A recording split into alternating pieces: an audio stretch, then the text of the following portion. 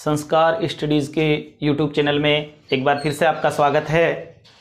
अपने जो टॉपिक चल रहा था वो था राजस्थान के लोकनाट्यों के बारे में। पिछले वीडियो में हमने कुछ लोकनाट्यों की चर्चा की थी, आज उससे आगे बढ़ेंगे। और लोकनाट्यों में आज एक लोकनाट्य है रम्मत। रम्मत के बारे में प्रश्न पूछा जाता है, रम्मत क्या है? तो रम्मत एक लोकनाट्य। रम्मत क्या है? तो रम्मत जो है वो रम्मत एक लोकनाट्य है। और इस लोकनाट्य से संबंधित परीक्षा में प्रश्न पूछा जाता है कि रम्मत क्या है? तो रम्मत एक लोकनाट्य है, ये याद रखना है। रम्मत कहाँ से संबंधित है, कहाँ की प्रसिद्ध है? तो इनके लिए याद रखना, एक तो बीकानेर और एक जैसलमेर। रम्मतें जो है, रम्मतों का जो मंचन किया जाता है वो बीकानेर और जैसलमेर में किया जाता है। अगर दोनों ऑप्शन एक साथ आते हैं, रम्मतों से संबंधित प्रश्न पूछा जाता है कि रम्मत कहाँ पर खेली जाती है, तो बीकानेर करना है। अगर दोनों ऑप्शन है तो बीकानेर, अगर नहीं है तो जैसलमेर। तो बीकानेर जैसलमेर की प्रसिद्ध है रम्मतें। और रम्मतों का जो मंचन किया जाता है वो अखाड़ों में किया जाता है। अखाड़ा जो कुश्ती लड़ने का मैदान आता है उसको भी अखाड़ा बोलते हैं। और उसी तरह के बाहर अखाड़े बनाए जाते हैं जहां मंचन किया जाता है रम्मतों का मंचन अखाड़ों में। ये जो रम्मतों का मंचन किया जाता है ये पाटों पर बैठ करके किया जाता है। पाटे जो आते हैं, चौकी आती है, चौकी की तरह जो पाटे आते हैं, तो पाटों पर बैठकर इसका मंचन किया जाता है। इसलिए प्रश्न पूछा जाता है कि पाटा संस्कृति का संबंध किससे है? बीकानेर जिले से संबंधित है पाटा संस्कृति, क्योंकि रम्मतों का मंचन अखाड़ों में पाटों पर बैठ करके किया जाता है। पाटा संस्कृति बीकानेर से। ये जो रम्मत है इनमें याद रखना, सर्वाधिक प्रसिद्ध जो रम्मतें हैं वो बीकानेर की मानी जाती है। और बीकानेर की जो रम्मतें हैं उनकी शुरुआत फक्कड़ दाता की जो रम्मत है उससे शुरुआत होती है बीकानेर की रम्मतों की। जब रम्मतें खेली जाती है तो सबसे पहली रम्मत होती है फक्कड़ दाता की रम्मत। जबकि एक रम्मत है जिसका नाम है हेडाऊ मेरी रम्मत। ये जो हेडाऊ मेरी रम्मत है इसकी रचना जवाहरलाल जी पुरोहित ने रचना की थी, हेडाऊ मेरी रम्मत। और बीकानेर की रम्मतों में सबसे प्रसिद्ध रम्मत मानी जाती है हेडाऊ मेरी रम्मत। तो ये याद रखना, बीकानेर की रम्मतों की शुरुआत फक्कड़ दाता की रम्मत से। और बीकानेर की रम्मतों में सबसे अच्छी जो रम्मत है हेडाऊ मेरी रम्मत सबसे प्रसिद्ध रम्मत मानी जाती है, जिसकी रचना जवाहरलाल जी पुरोहित ने की थी। एक विद्वान थे जिनका नाम है तेज कवि। और ये जो तेज कवि हैं इन्होंने जैसलमेर में लगाया था रम्मतों का अखाड़ा। तेज कवि ने जैसलमेर में रम्मतों का अखाड़ा लगाया और एक रम्मत की रचना की थी जिसका नाम है स्वतंत्र बावनी। रम्मत की रचना किसने की थी? तो तेज कवि ने। एक तो कीर्तार बावनी है, कीर्तार बावनी के रचयिता तो दुर्साडा है, और स्वतंत्र बावनी तेज कवि। तो तेज कवि ने स्वतंत्र बावनी की रचना की और इसको महात्मा गांधी को भेंट किया था स्वतंत्र बावनी। तेज कवि ने इसकी रचना की थी और तेज कवि ने ही जैसलमेर में लगाया था रम्मतों का अखाड़ा। तो ये याद रखना, रम्मत क्या है? तो रम्मत लोकनाट्य है और बीकानेर जैसलमेर से संबंधित है। होली के समय ये जो रम्मतें हैं इनका जो मंचन किया जाता है वो होली के समय किया जाता है रम्मतों का मंचन। इसके अलावा राजस्थान के जो लोकनाट्य हैं, राजस्थान के लोकनाट्यों में ही एक लोकनाट्य है तुर्रा कलंगी। प्रश्न पूछा जाता है तुर्रा कलंगी क्या है? तो तुर्रा कलंगी एक लोकनाट्य है और राजस्थान में ये कहाँ का प्रसिद्ध है? चित्तौड़ का प्रसिद्ध है। तुर्रा कलंगी जो है वो चित्तौड़ का प्रसिद्ध। इस तुर्रा कलंगी लोकनाट्य के जो प्रवर्तक माने जाते हैं वो तुक नगीर और एक थे जिनका नाम था शाह अली। तुर्रा कलंगी का प्रवर्तक तुक नगीर और शाह अली को प्रवर्तक माना जाता है तुर्रा कलंगी का। ये जो तुक नगीर है ये तो हिंदू थे और शाह अली जो थे वो मुसलमान थे। ये जो तुक नगीर है इनको तो शिव का रूप और शाह अली को माना जाता है पार्वती। तुक नगीर जो है वो भगवा वस्त्र पहनते थे, जबकि शाह अली हरे रंग के वस्त्र धारण करते थे। तो ये बातें याद रखना इनके लिए। तुर्रा कलंगी लोकनाट्य चित्तौड़ का प्रसिद्ध है। प्रवर्तक तुक नगीर और शाह अली मुसलमान, पार्वती का रूप और हरे रंग के वस्त्र। तुक नगीर हिंदू, शिव का रूप और भगवा वस्त्र पहनते हैं। मध्य प्रदेश में चंदेरी के जो शासक थे, चंदेरी के शासक ने अपने मुकुट का तुर्रा दिया तुक नगीर को और कलंगी दी थी शाह अली को, इसलिए इन दोनों ने नाट्य प्रारंभ किया तुर्रा कलंगी। इस तुर्रा कलंगी के लिए याद रखना, तुर्रा कलंगी जो है वो राजस्थान में तुर्रा कलंगी की जो शुरुआत की थी वो हमीद बेग और एक थे सेड्डू सिंह और हमीद बेग ने राजस्थान में तुर्रा कलंगी की शुरुआत की थी। सेड्डू सिंह हिंदू, हमीद बेग मुसलमान, यानी ये भगवा वस्त्र, ये हरे रंग के वस्त्र पहनते थे और सेड्डू सिंह भगवा वस्त्र धारण करते थे। तो तुर्रा कलंगी का प्रवर्तक पूछे तो तुक नगीर शाह अली, राजस्थान में हमीद बेग और सेड्डू सिंह को प्रवर्तक माना जाता है। और तुर्रा कलंगी जो लोकनाट्य है वो चित्तौड़ जिले का प्रसिद्ध है, चित्तौड़ का प्रसिद्ध है तुर्रा कलंगी। इनके अलावा राजस्थान के जो लोकनाट्य हैं, राजस्थान के लोकनाट्यों में एक लोकनाट्य है तमाशा। कोई झगड़ा करने लग जाते तो अपने भाषा में कहते भी क्यों तमाशा कर रहे हो, तो तमाशा एक तरफ से लोकनाट्य, ये भी क्या नाटक दिखाया जाता है इसमें भी नहीं। तमाशा क्या है, तो तमाशा एक लोकनाट्य है। और ये तमाशा कहाँ का प्रसिद्ध है, जयपुर।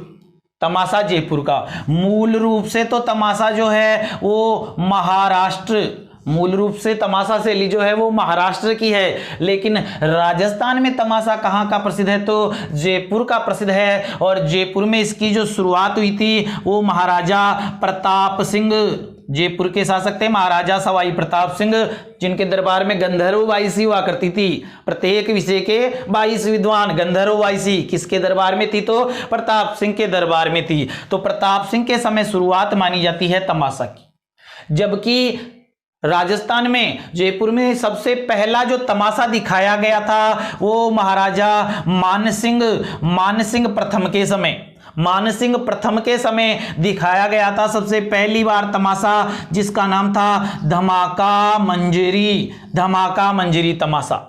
तो तमाशा धमाका मंजरी नामक जो तमाशा है वो पहले दिखाया गया था सबसे पहले मानसिंह के समय। और इस धमाका मंजरी की जो रचना की थी वो मोहन कवि द्वारा रचित धमाका मंजरी तमाशा मानसिंह फर्स्ट के काल में दिखाया गया।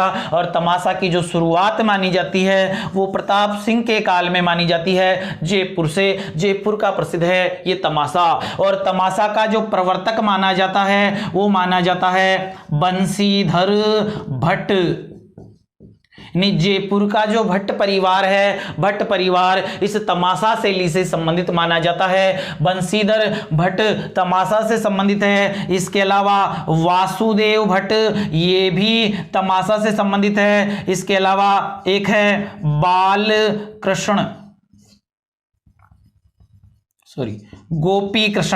गोपी कृष्ण भट्ट, ये भी तमाशा से संबंधित है।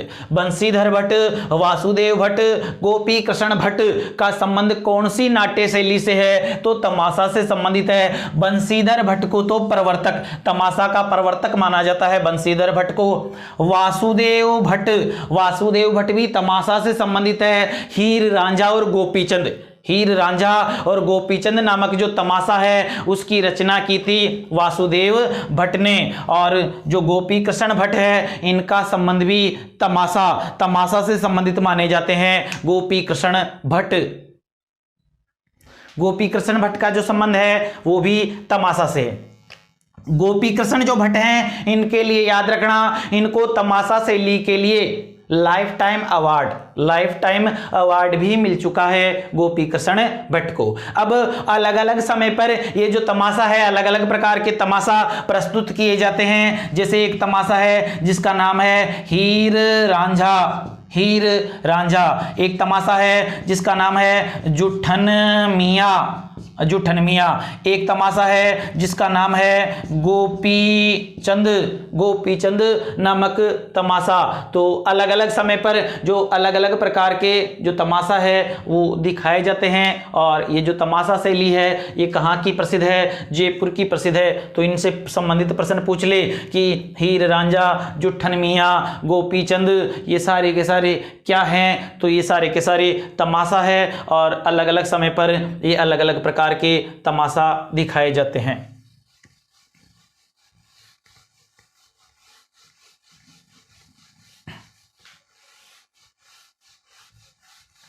जैसे चैत्र अमावस्या आती है तो चैत्र अमावस्या को दिखाया जाता है गोपीचंद नामक तमाशा। शीतलाष्टमी को जुट्ठन मियाँ नामक तमाशा दिखाया जाता है। होली के अगले दिन हीर रांझा तमाशा दिखाया जाता है। तो अलग अलग समय पर अलग अलग प्रकार के तमाशे दिखाए जाते हैं और तमाशा जयपुर का प्रसिद्ध है। इसके अलावा एक याद रखना, नौटंकी। नाम से ही पता है नौटंकी, यानी इसमें 9 वाद्य यंत्रों का प्रयोग किया जाता है, इसलिए इसका नाम रखा गया है नौटंकी। और ये जो नौटंकी है ये कहाँ की प्रसिद्ध है? तो भरतपुर। नौटंकी जो है वो राजस्थान में भरतपुर की प्रसिद्ध है। और नौटंकी का जो प्रवर्तक माना जाता है वो भूरी लाल। नौटंकी का प्रवर्तक भूरी लाल को प्रवर्तक माना जाता है, नौटंकी का प्रवर्तक। और नौटंकी कहाँ की प्रसिद्ध है? तो भरतपुर की। 9 वाद्य यंत्रों का इसमें प्रयोग किया जाता है, इसलिए इसका नाम है नौटंकी। एक आती है हाथ रसी शैली की नौटंकी। तो ये जो हाथ रसी शैली की नौटंकी है ये भी भरतपुर की प्रसिद्ध है। और इस हाथ रसी शैली की नौटंकी को प्रसिद्धि दिलाने वाले जो व्यक्ति हैं वो है नथाराम गौड़ ने प्रसिद्धि दिलाई हाथ रसी शैली की नौटंकी, जो प्रसिद्ध है भरतपुर की। तो नौटंकी के लिए याद रखना, नौटंकी क्या है? तो ये भी एक लोक नाट्य है और नौटंकी लोक नाट्य जो है वो भरतपुर का प्रसिद्ध है। तो ज्यादातर ये जो राजस्थान के लोक नाट्य हैं इनमें आपको जगह का नाम याद रखना है कि कौन सा लोक नाट्य कौन से स्थान का प्रसिद्ध है। एक है गंधर्व नाट्य। और ये जो गंधर्व नाट्य है ये प्रसिद्ध है मारवाड़ क्षेत्र का। गंधर्व नाट्य से याद रखना, गंधर्व नाट्य मारवाड़ क्षेत्र का प्रसिद्ध है। और इस गंधर्व नाट्य में ही नाटक दिखाए जाते हैं जिनका नाम है अंजना सुंदरी और एक है मैना सुंदरी। अब आपसे परीक्षा में पूछ ले कि अंजना सुंदरी और मैना सुंदरी क्या है? तो ये लोक नाट्य हैं। अंजना सुंदरी और मैना सुंदरी गंधर्व, मारवाड़ क्षेत्र में जो गंधर्व लोक नाट्य किया जाता है इस गंधर्व नाट्य के ही नाटक है अंजना सुंदरी और मैना सुंदरी। तो गंधर्व नाट्य याद रखना, मारवाड़ क्षेत्र का प्रसिद्ध है गंधर्व नाट्य। इसके अलावा एक है रामलीला और एक है रासलीला। और एक है रासलीला। नाम से ही पता है रामलीला भगवान राम से संबंधित, राम के जन्म से संबंधित है। और रासलीला भगवान कृष्ण से संबंधित मानी जाती है। रासलीला भगवान कृष्ण से संबंधित, रामलीला भगवान राम से संबंधित। इस रासलीला के लिए याद रखना, रासलीला राजस्थान में प्रसिद्ध है फुलेरा जयपुर में एक स्थान है फुलेरा, और फुलेरा जयपुर की प्रसिद्ध है रासलीला। जबकि रामलीला जो प्रसिद्ध है वो जुरहरा स्थान है भरतपुर जुरहरा की प्रसिद्ध है रामलीला। एक मुक अभिनय किया जाता है रामलीला का, वो प्रसिद्ध है बिसाऊ झुंझुनू। झुंझुनू में एक स्थान है बिसाऊ, और बिसाऊ झुंझुनू की प्रसिद्ध है मुक रामलीला, जबकि रामलीला प्रसिद्ध है जुरहरा भरतपुर की। और जो रासलीला है, रासलीला फुलेरा जयपुर की प्रसिद्ध है रासलीला। इस रासलीला का जो प्रवर्तक माना जाता है वो हित हरिवंश, हित हरिवंश को रासलीला का प्रवर्तक माना जाता है। और रासलीला के जो कलाकार होते हैं उनको कहा जाता है स्वरूप। कौन से शैली के कलाकार को स्वरूप कहा जाता है? तो रासलीला के कलाकार स्वरूप कहलाते हैं। प्रवर्तक हित हरिवंश, प्रसिद्ध है फुलेरा जयपुर, जबकि रामलीला जुरहरा भरतपुर की प्रसिद्ध है रामलीला। तो इनको भी याद रखना, रामलीला और रासलीला कहाँ की प्रसिद्ध है।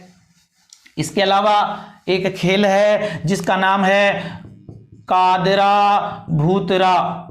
कादरा भूतरा खेल ये भी एक लोकनाट्य है। कादरा भूतरा खेल ये भी एक लोकनाट्य है और ये राजस्थान में प्रसिद्ध है। गीजगढ़ दोसा, गीजगढ़ दोसा का प्रसिद्ध है कादरा भूतरा खेल। और इसका जो आयोजन किया जाता है वो नरसिंह चतुर्दशी, नरसिंह चतुर्दशी शुक्ल पक्ष की 14 नरसिंह चतुर्दशी, तो नरसिंह चतुर्दशी के दिन आयोजित किया जाता है कादरा भूतरा खेल। और ये है गीजगढ़ दोसा, गीजगढ़ दोसा चैत्र शुक्ल जो 14 चतुर्दशी आती है उसको नरसिंह जयंती भी मनाई जाती है। तो कादरा भूतरा खेल याद रखना, जगह का नाम गीजगढ़ दोसा, आयोजन होता है नरसिंह चतुर्दशी के समय। इसके अलावा एक है बहरूपिया कला, जिसको कहा जाता है स्वांग। स्वांग, तो स्वांग के लिए याद रखना स्वांग मेवाड़। स्वांग जो है वो मेवाड़ का प्रसिद्ध है। स्वांग, स्वांग यानी अलग अलग रूप धारण किए जाते हैं, अलग अलग इसमें वेश धारण किए जाते हैं, जिसको बोलते हैं स्वांग। और ये स्वांग मेवाड़ का प्रसिद्ध है। इस स्वांग को ही कहते हैं बहरूपिया कला। लोक नृत्यों में भी मैंने आपको बताया था राजस्थान का एकमात्र लोक नृत्य जिसको स्वांग नृत्य कहा जाता है वो है गीदड़ नृत्य, जबकि स्वांग एक लोकनाट्य है। स्वांग एक लोकनाट्य है और स्वांग मेवाड़ का प्रसिद्ध है। बहरूपिया कला इसको कहा जाता है और बहरूपिया कला को प्रसिद्धि दिलाने वाले जो व्यक्ति हैं उनका नाम है जानकी लाल भांड। जानकी लाल भांड।